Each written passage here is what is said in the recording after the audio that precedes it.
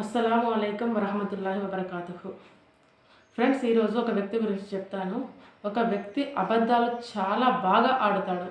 ఎంత బాగా అబద్ధాలు చెప్తాడంటే అతను అబద్ధాలు చెప్తే గోడ కట్టినట్టు ఉంటుంది, వేరే వాళ్ళు చెప్తే తడక కట్టినట్టు ఉంటుంది. అంత బాగా అబద్ధాలలో తేరిపోయాడు. అయితే ఈ అబద్ధాల వల్ల అతనికి వచ్చిన లాభం ఏంటి అంటే ఏం లేదు. అతను భార్యను కొడతాడు, నేను కొట్టలేదని అబద్ధం చెప్తాడు. భార్యను తిడతాడు, నేను తిట్టలేదని అబద్ధం చెప్తాడు. అతను ఒక భర్తగా కరెక్ట్గా ఉండడు, ఒక కొడుకుగా కరెక్ట్గా ఉండడు, ఒక బ్రదర్లా, ఒక సోదరుడిలా కరెక్ట్గా ఉండడు. ఎలా కరెక్ట్గా ఉండడు? అన్నిట్లలో అబద్ధాలు అబద్ధాలు అబద్ధాలు. ఈ అబద్ధాలు చెప్పడం ద్వారా ఏం జరుగుతుంది అతనితో ఉన్న వ్యక్తులకి అంటే అతని మీద గౌరవం పూర్తిగా తొలగిపోతుంది. అతనంటే రెస్పెక్ట్ ఉండదు, అతను చెప్పిన మాటకు వాల్యూ ఉండదు, చెప్పిన మాట వినాలి అనిపించదు. ఒకవేళ ఎప్పుడైనా అతను నిజం చెప్పినా కూడా ఆ మాట ఇది అబద్ధమేమో అని అనిపించే సందేహం కూడా కలగవచ్చు అబద్ధం చెప్పడం ద్వారా. టోటల్గా పూర్తిగా మనిషికి ఎలాంటి వాల్యూ అనేది ఉండదు అబద్ధం చెప్పడం. ఆయన ఎంత సంపాదించినా, ఎంత చదివినా, ఆ డ్రెస్సింగ్ స్టైల్ ఎలా ఉన్నా, హెయిర్ స్టైల్ ఎలా ఉన్నా, ఆయన బాడీ లాంగ్వేజ్ ఎలా ఉన్నప్పటికీ కూడా అబద్ధం అనేది ఆ మనిషి వాల్యూను పూర్తిగా పడగొడుతుంది. జీవితంలో ఎప్పుడు ఎలాంటి విషయంలో అబద్ధాలు ఆడకూడదు. మనం అబద్ధాలు ఆడకుండా జీవించినట్లయితే స్వర్గానికి వెళ్ళే ఛాన్స్ కూడా ఉంది. ఒక దర్వాజా ఉంటుంది స్వర్గంలో, 8 ద్వారాలలో ఒక ద్వారం. అబద్ధాలు ఆడకుండా జీవించిన వారికి అదొక ద్వారం ఉంది స్వర్గానికి వెళ్ళే దారి. అయితే ఈ అబద్ధాలు చెప్పడం ద్వారా తన భార్య తనకు ఖచ్చితంగా చీకొట్టదా? ప్రతి విషయంలో అబద్ధాలు, లేనిపోని నిందలు వేయడము, లేనిపోని వాదనలు చేయడము, అపవాదాలు వేయడము, ఇదంతా భార్యకు ఎంత అసహ్యం కలుగుతుంది ఇతని మీద. చివరికి విడిపోయే ఛాన్స్ కూడా వస్తుంది ఈ అబద్ధాల వల్ల. మనం ఏ మాట మాట్లాడినా నీతిగా మాట్లాడాలి, నిజాయితీగా మాట్లాడాలి, న్యాయంగా మాట్లాడాలి, మంచి నడవడికతో ఉండాలి. అబద్ధాలు అనేది పిల్లలకు మనం మాట్లాడితే మన పిల్లలు కూడా విని నేర్చుకుంటారు. ఈ అబద్ధం ఎంతో దూరం తీసుకెళ్తుంది. ఒక తాత్కాలికమైన క్షణంలో ఆడే అబద్ధం వల్ల ఆ చిన్న అబద్ధము ఇంకొక అబద్ధాన్ని ఆడేలా చేస్తుంది, అది ఇంకొక అబద్ధం ఆడేలా చేస్తుంది. ఇప్పుడు మనం ఒక అబద్ధం చెప్తామనుకోండి, చెప్తే వాళ్ళు వినేవాళ్ళు వెంటనే ఇంకొక క్వశ్చన్ వేస్తారు మనల్ని. ఆ క్వశ్చన్ వేస్తే ఏం జరుగుతుంది? దానికి ఇంకొకటి అప్పటికప్పుడే అబద్ధాన్ని క్రియేట్ చేసి చెప్పాలి. చెప్తేనే ఫస్ట్ అబద్ధం అది సెట్ అవుతుంది. ఒక్క అబద్ధానికి ఇంకొక అబద్ధం, ఇంకో అబద్ధానికి ఇంకొక అబద్ధం. ఈ అబద్ధాల వల్ల అసలు నిజమైన జీవితాన్ని జీవిస్తున్నామా?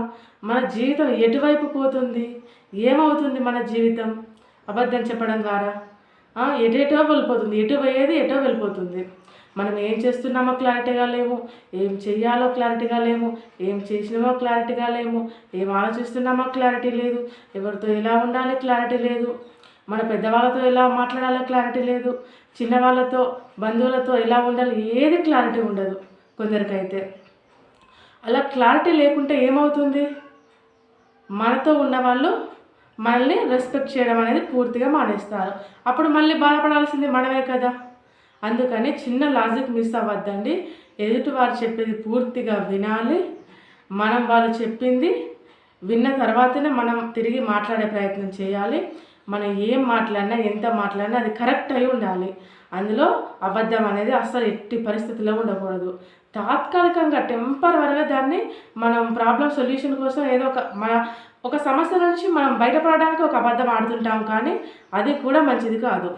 అబద్ధాలు అనేది పూర్తిగా నిషేధించుకోవాలి మనకు మనమే. ఈ రోజు నుంచి ఎలాంటి అబద్ధాలు ఆడను అని. ఇంకొక విషయం ఏంటంటే వేరే వాళ్ళ మీద నిందలు వేయడం కూడా జరుగుతుంది.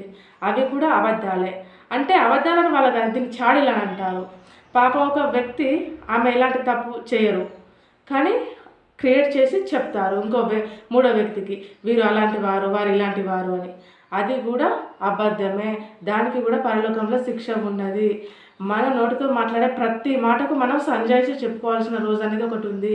మన నోరు ఫ్రీగా ఉంది కదా అని మనం ఎవరిని పడితే వారిని ఎలా పడితే అలా మాట్లాడడం మనకు సబబు కాదు. ప్రతి మాటకి, ప్రతి పదానికి మనం జవాబు చెప్పుకునే రోజు తప్పకుండా ఉంది. దాన్ని విశ్వసించాలి.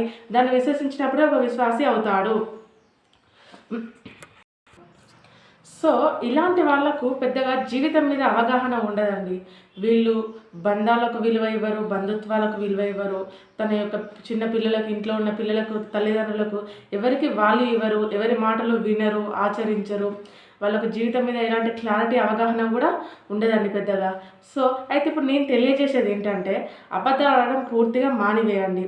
బంధాలకు, బంధుత్వాలకు విలువ ఇవ్వండి. మీ ఫ్రెండ్స్కు కూడా గౌరవించే ప్రయత్నం చేయండి.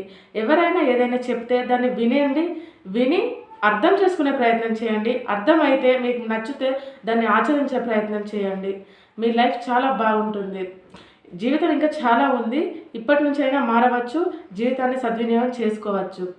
అయితే ఇక మీద ఇప్పుడు నేను చెప్పబోయేది ఏంటంటే, అబద్ధాలు ఆడడం వల్ల ఎన్ని నష్టాలు ఉన్నాయనేది నేను ఇంకొక వీడియోలో కూడా మీకు తెలియజేస్తాను. దయచేసి ఈ వీడియోని పూర్తిగా చూసి సబ్స్క్రైబ్ చేసుకోండి.